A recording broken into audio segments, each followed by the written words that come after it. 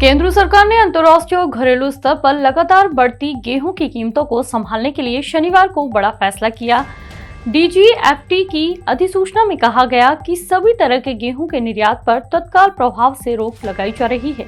देश की खाद्य सुरक्षा के मद्देनजर यह कदम उठाया गया है। आइए जानते हैं सरकार के इस फैसले से आम जीवन पर क्या फर्क पड़ेगा।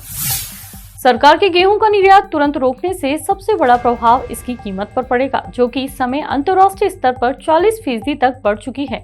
इसके साथ ही घरेलू स्तर पर बीते एक साल में गेहूं के दाम 13% का उछाल आया है। निर्यात पर रोक लगाए जाने से इसकी कीमत में तत्काल कमी आएगी।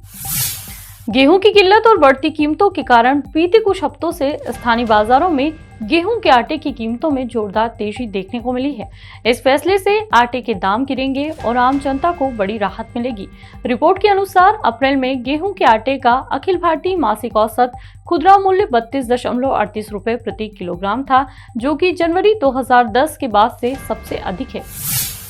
कृषि विशेषज्ञों के अनुसार सरकार का वर्तमान हालातों के बीच उठाया गया यह कदम एक अच्छा स्टेप है, जो कि आम जनता के हित में है। कृषि विशेषज्ञों की माने तो इस हीट वेव के कारण पहले से ही गेहूं के उत्पादन पर नकारात्मक असर पड़ा है।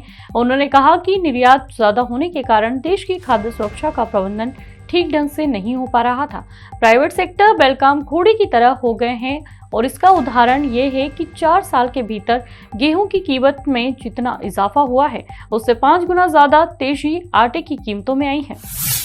मार्च महीने में भारत की थोक गेहूं मुद्रास्फीति दर 14% रही थी, जो कि 5 साल से ज्यादा समय का उच्च स्तर था।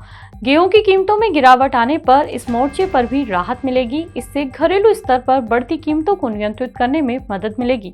अभी के लिए इतना ही। नमस्कार, मैं हूं आरती। खबरों के लिए बने रहिए मृदुभाषी के साथ।